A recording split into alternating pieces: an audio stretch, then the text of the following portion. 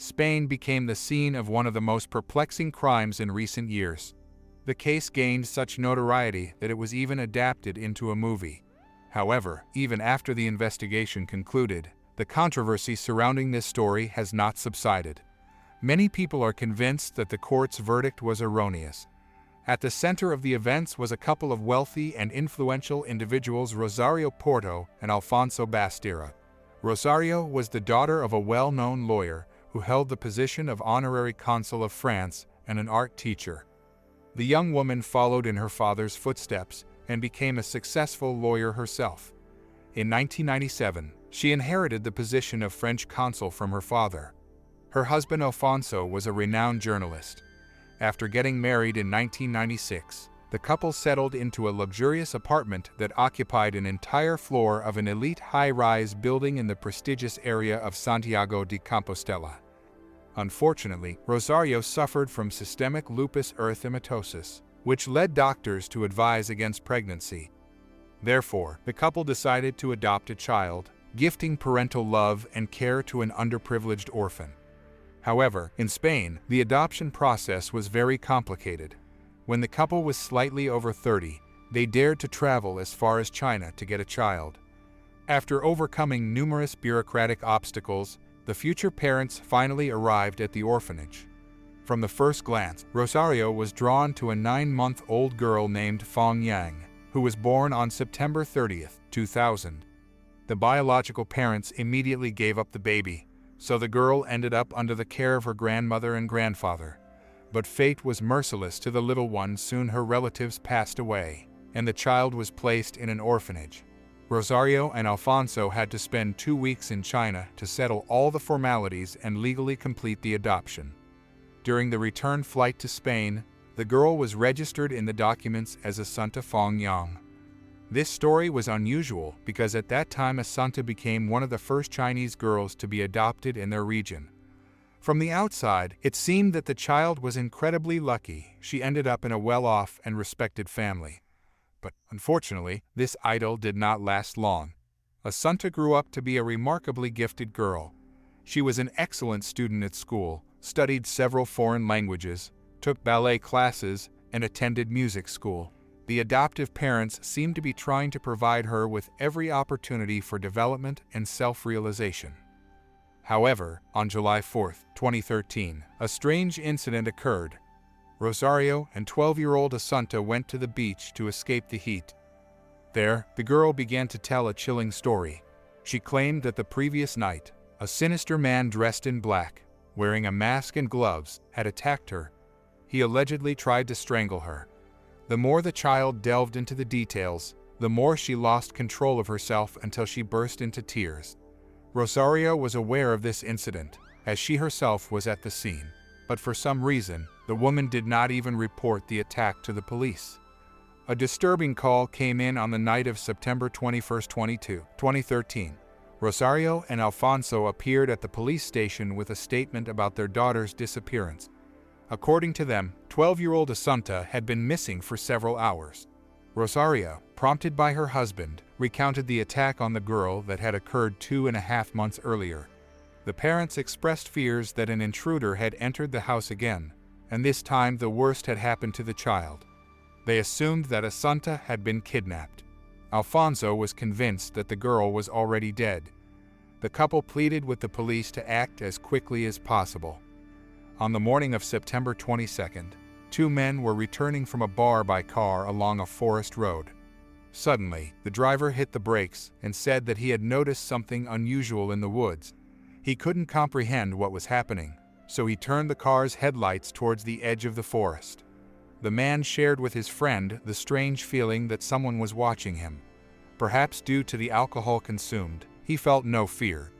The driver got out of the car, took a few steps towards the trees, and found himself among the trunks. In the light of the headlights on the ground, he saw something that looked like a doll.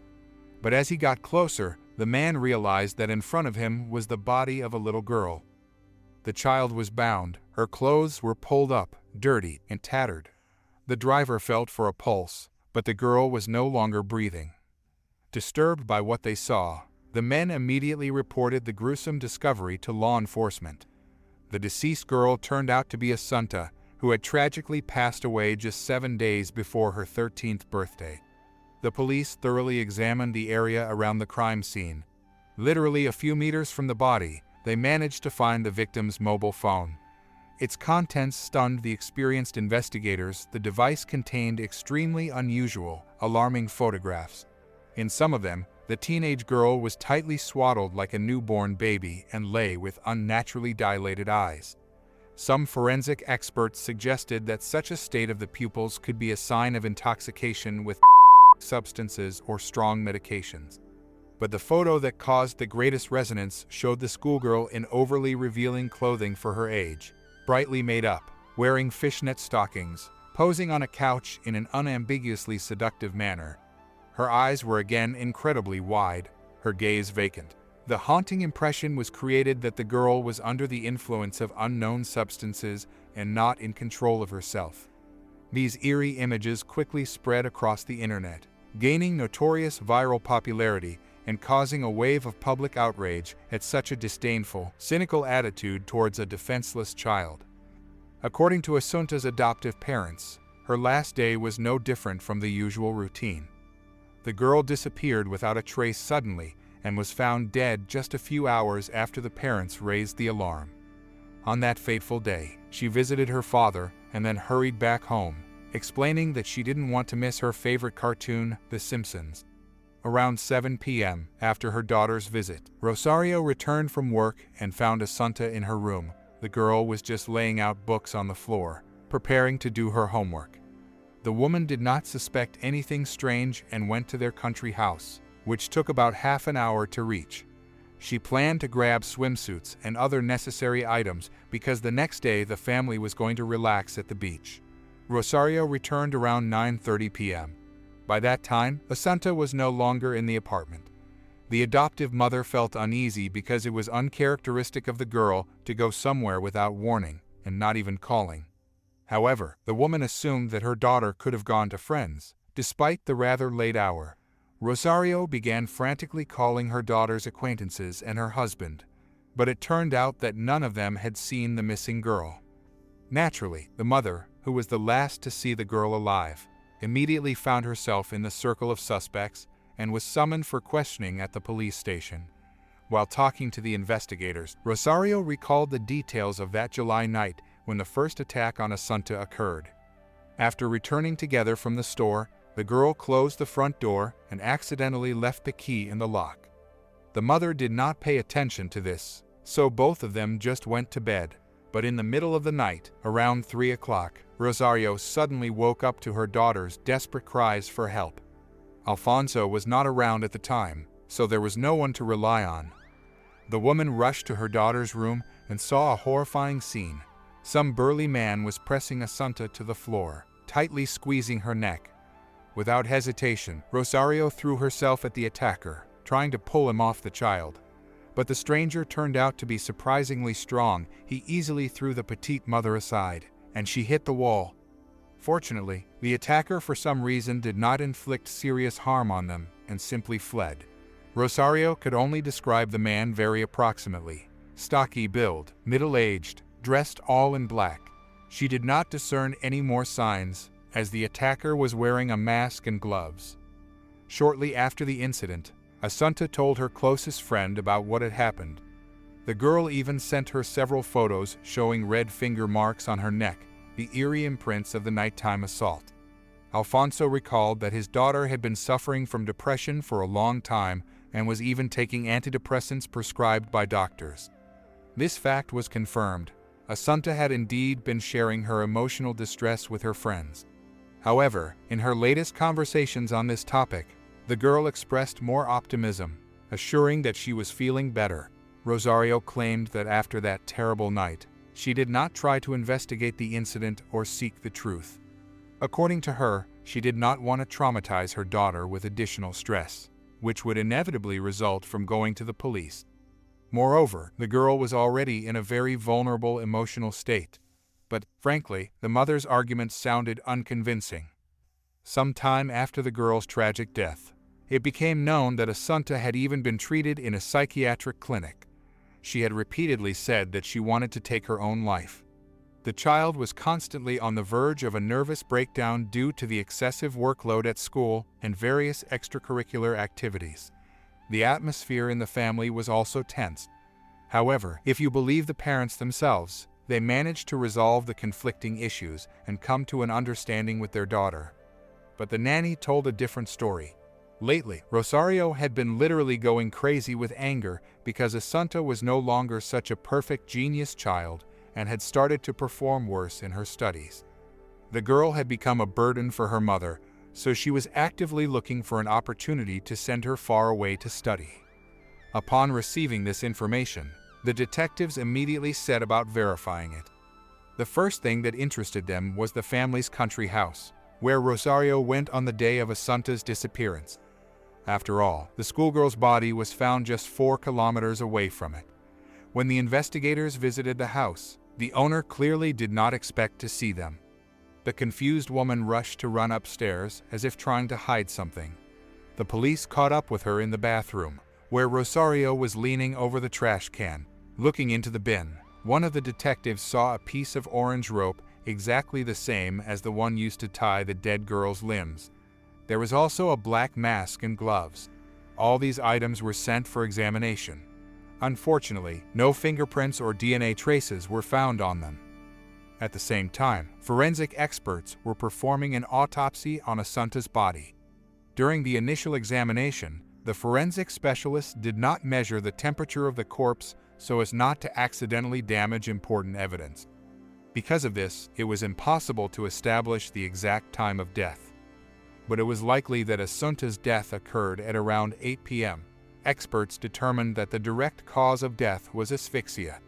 The girl's mouth and nostrils were pressed with something soft, most likely a pillow, due to the inability to breathe. The schoolgirl lost consciousness, and soon her heart stopped. But the most shocking results were revealed by the toxicological examination. Asunta's blood contained a colossal dose of lurk, a sleeping pill. The concentration of the was equivalent to 27 tablets, which was 9 times the maximum allowable dose even for an adult. Hair analysis showed that the victim was not encountering an overdose for the first time. The girl had been suffering from regular intoxications for 3 months before her death, starting from the time of the first nighttime intrusion into the house. It is important to understand that lurk can cause amnesia, impaired coordination, and muscle control. It is usually prescribed for the treatment of neuroses, anxiety disorders, and insomnia. The investigators quickly established that Rosario herself was taking this to combat depression. At the same time, no one had prescribed the medication to Asunta. Why was she consuming it? No one could give a clear answer to this question. From the mother's point of view, the criminals were deliberately giving the girl the narcotic substance so that she could not remember the terrible events. The detectives organized a large-scale review of footage from surveillance cameras in the surrounding areas, hoping to track the schoolgirl's movements on the day of her death. Around 2 o'clock in the afternoon, Asunta was visiting her father. At 5:21 p.m., she returned home, and at 5:28 p.m., Rosario arrived there from work.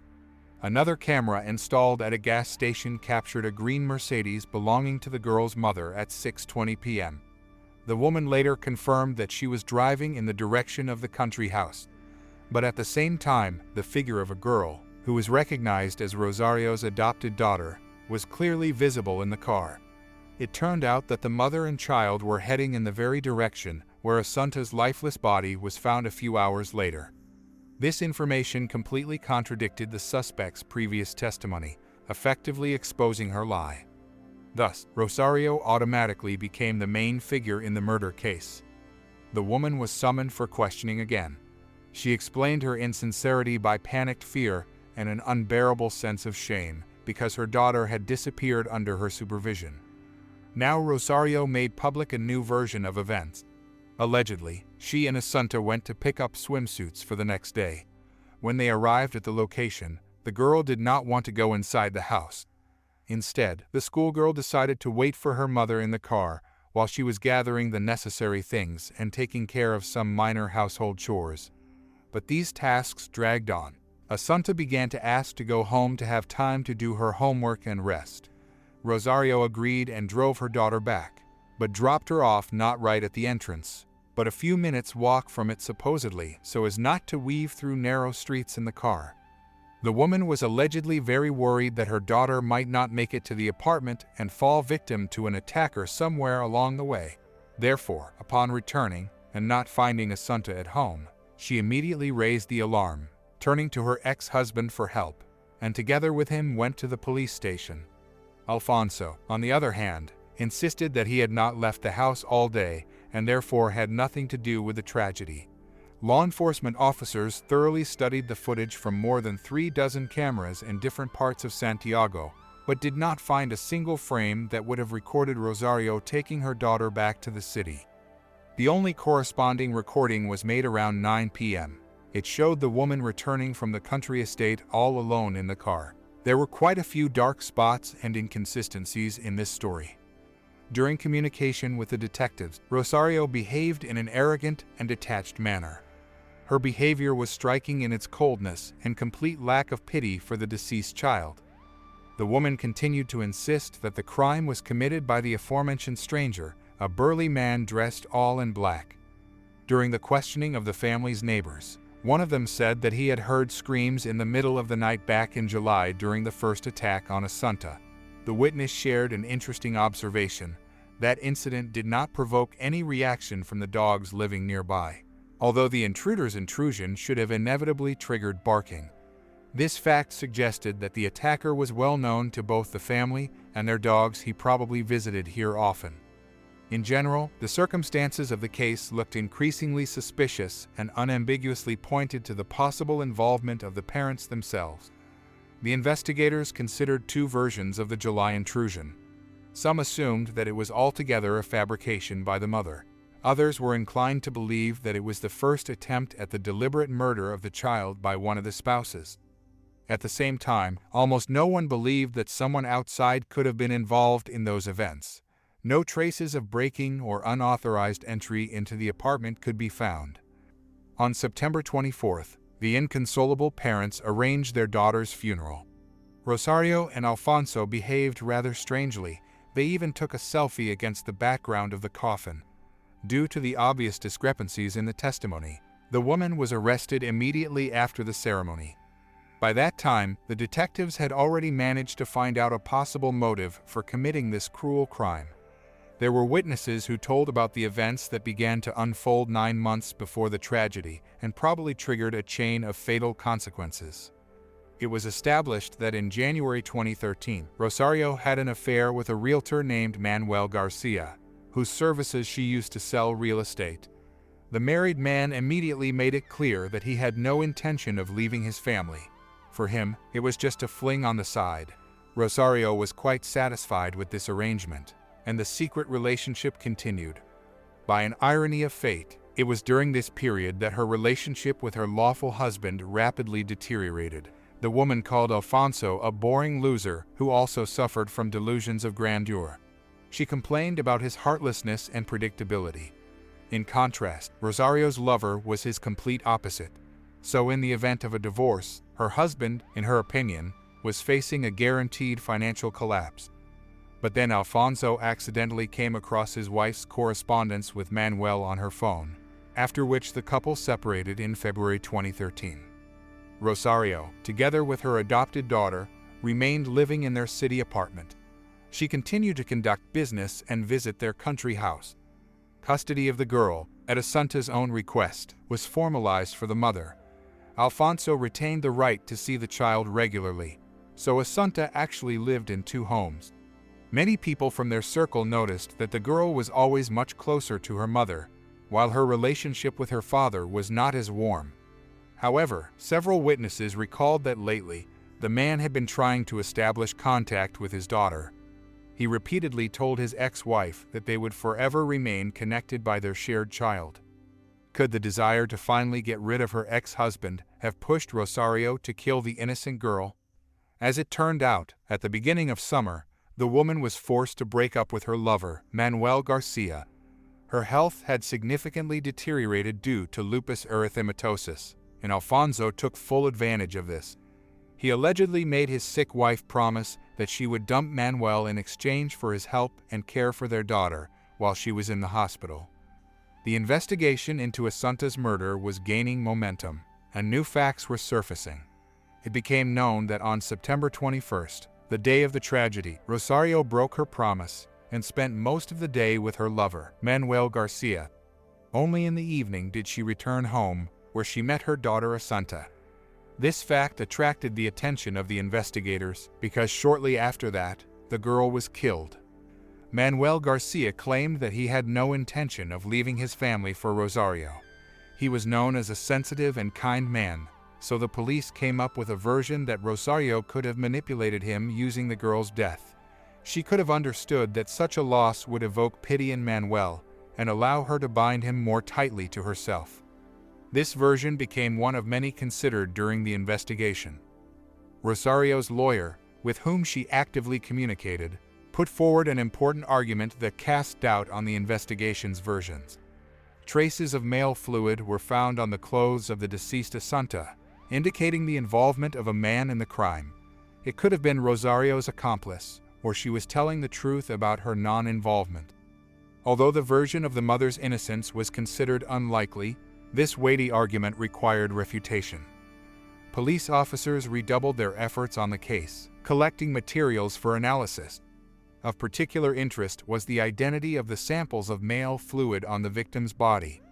Various options were considered, including the involvement of the girl's father or Rosario's lover, Manuel Garcia. However, Manuel had an alibi and no strong motive for attacking the girl, so he was quickly excluded from the list of suspects. It was a surprise that the DNA samples found belonged to a completely outsider, a Colombian citizen named Ramiro, who lived in Madrid, 6 hours' drive from the scene of the tragedy. During a meeting with the police, Ramiro desperately defended himself, claiming that he did not know Asunta and had never been to Santiago. His alibi was confirmed by video recordings from a restaurant in Madrid, where he had dinner with his girlfriend. The situation was becoming increasingly confusing. Even if we assume that Ramiro could have gone to another city to commit the crime, it did not explain why Asunta had been taking prescription not prescribed to her for 3 months before the incident. Moreover, only part of the DNA traces found belonged to Ramiro. Experts suggested that the match could have been the result of improper sample quality or a violation of sterility when working with the tools. The version of intentionally planting foreign DNA materials to confuse the investigation was also considered. The behavior of Asunta's parents aroused suspicion. It seemed that they were indifferent to what had happened to their daughter.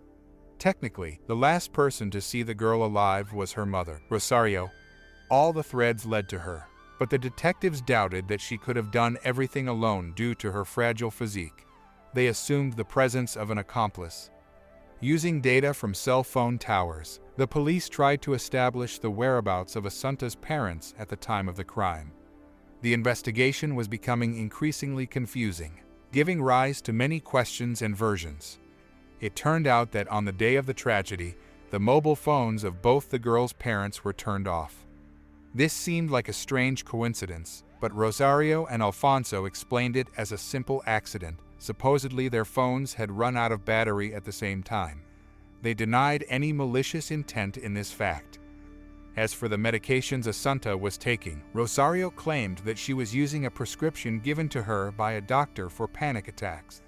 However, when the prescription expired, she continued to illegally purchase the taking advantage of the lenient legislation regarding such medications.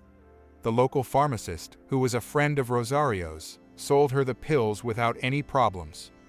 The detective spoke with this pharmacist and learned that Rosario had first asked for Larpam on July 5th, the day after the intruder had broken into the house and attacked Asunta. And lately, Alfonso, Rosario's husband, had been buying the in large quantities. These circumstances prompted the detectives to arrest him as well. As it turned out, even some of Asunta's teachers had noticed oddities in her behavior shortly before the tragedy. Once, the girl arrived with her father for a violin lesson, where she behaved as if she could not fully control herself. Alfonso explained this by the influence of allergy medications. The teachers noted that Asunta had always been very reserved and never talked about her family and relationships with relatives. The incident with Asunta's drowsiness was repeated several times, but the parents always found excuses, referring to the girl's state of health. The teacher doubted the truthfulness of their words. When the police spoke with her, she described Asunta's symptoms and behavior, which exactly matched the list of side effects of LARPon. That same evening, the teacher talked to Asunta's father, who had come to pick up his daughter, and described to him what had happened. After that, her suspicions only intensified, as the man changed his previous version and now claimed that his daughter was taking some other medications. It all looked very suspicious and resembled a lie. The last incident occurred 2 days before the tragedy. Rosario approached the teacher and informed her that Asunta would not be able to attend the lesson due to a strong reaction to the medications prescribed by the doctors. Upon hearing this testimony, the detectives no longer doubted that the adoptive parents were aware of the girl taking the and were trying to poison her. But the question remained why? In August 2013, when depression completely engulfed Rosario, Asunta was sent with a nanny to a country retreat for a whole month. The parents only occasionally called the girl, but never visited her in person.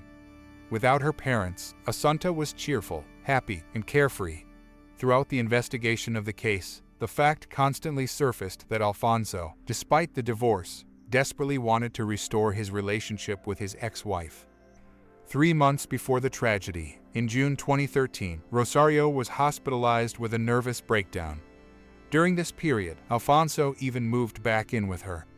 The man was somewhat pleased, as his desire to reunite with his family was beginning to come true. It was then that Rosario stopped seeing her lover. Alfonso visited her in the hospital and looked after her after she was discharged. It seemed that the situation in the family had improved. However, as it later turned out, Rosario had lied, because she continued to maintain a connection with her lover and even saw him on the day of her daughter's murder. In light of the discovered facts, the investigation put forward a new assumption: Alfonso's revenge. Perhaps he wanted to inflict even more pain on Rosario than he himself had endured because of her infidelity. This could explain how the orange rope ended up in the trash can of the country house, and Alfonso simply planted it there. But why did Rosario know about these items and get so alarmed when the police came to her and immediately rushed to the same garbage bin? She was probably aware of the events and was an accomplice in the crime. The fact that the ex-husband turned out to be a rather vindictive person was obvious. He even tried to call Manuel Garcia's wife, Rosario's lover, to tell her about their extramarital affair. The police discovered an important pattern. When Alfonso was in the house with his ex-wife and daughter, Asunta was always intoxicated with some kind of medication. However, Alfonso refused to comment on this, claiming his innocence. After the arrest, Rosario's behavior was unstable. She would either fall into hysterics or depression. On the other hand, Alfonso was quiet and calm, constantly trying to reassure Rosario, saying that they should love and support each other and that everything would be over soon. Despite his convincing conversations, the police officers noticed how cold the man was. Later, information carriers used by Alfonso were discovered. It turned out that the hard drive on his laptop had been completely replaced. Experts calculated that over 500,000 photos and videos had passed through it. It was probably compromising information since it had been deleted. It was not possible to restore this data without the storage device. However, the police were able to find out that Alfonso had an unhealthy interest in Asian girls. Evidence of dozens of acquaintances and correspondence with Asian women was found on his social media pages. Most of the investigators who saw the photos from the man's accounts believed that the girls in them were underage. In addition, it turned out that Alfonso often visited adult websites, where he was exclusively interested in Asian women with the most childlike appearance. Soon, the owner of an escort agency approached the police station. She confessed that Alfonso was a regular client of the establishments, always ordering only Asian women and demanding that they dress like schoolgirls. Even his wife knew about this weakness of his.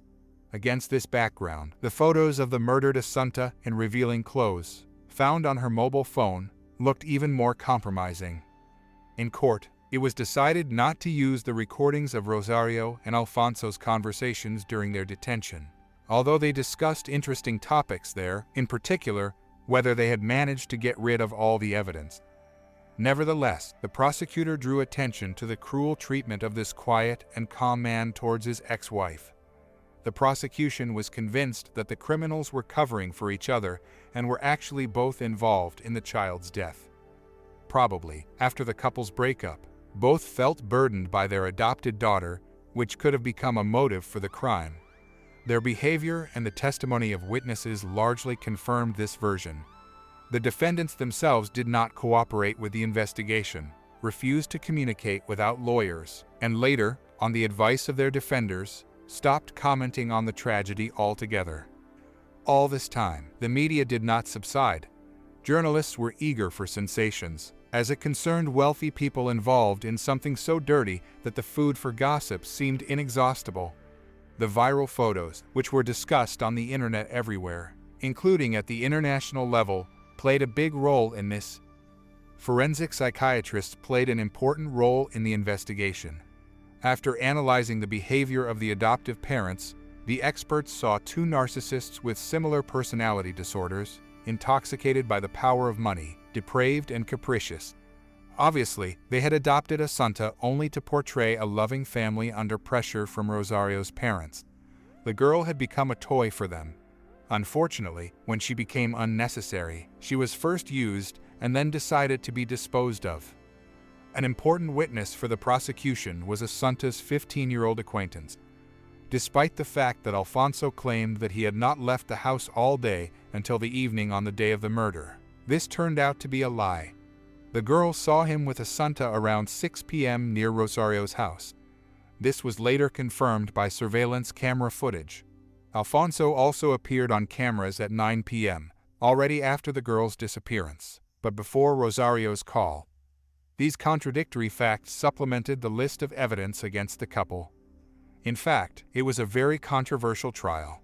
Even the judge's behavior raised doubts. Many believed that he simply sought fame, and these suspicions turned out to be not unfounded. Shortly after the end of the trial, the judge wrote a book about Asunta, although in reality it was just an attempt to gain popularity. The defendants also had supporters. Relatives and neighbors had watched for years as the adoptive parents tried to create the best conditions for the child. They had money, ambition, and difficult personalities, but their loved ones saw how they cared for Asunta. Many still believe that, despite all the oddities in their behavior, the outcome of this trial was a miscarriage of justice. This opinion is especially common among those who care outside of Spain. The defendants themselves refused to admit their guilt in court.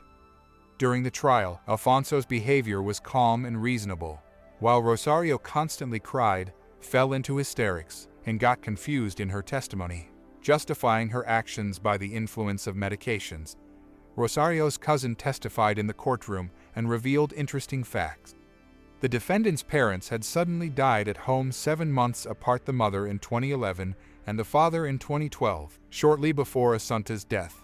The cousin suggested that Rosario could have been involved not only in her daughter's murder, but also in the death of her parents in order to solely possess the entire inheritance. The defense objected to these speculations, noting that Rosario's mother was 77 years old and her father was 88, and they had died of old age in their beds without any signs of violent death upon examination by doctors. However, the bodies of the parents, like Asunta's body, were cremated, which made it impossible to conduct an exhumation, an additional examination of the remains to determine violent death. On the other hand, the prosecution insisted that the child's parents were real psychopaths. Alfonso, in their opinion, was a pedophile who pumped his adopted daughter with and then carried out his dirty fantasies. There was a possibility that at some point Asunta managed to retain the memory of these events, and she could have told about them, so it was decided to get rid of her as a threat. This theory was supported by numerous photos and evidence of Alfonso's unhealthy attraction to underage Asian girls. Probably, Rosario was also involved in what was happening, or at least knew about it, but continued to cover up her ex-husband's dirty deeds. Or perhaps she simply decided to get rid of the girl as an unnecessary thing and did it together with Alfonso.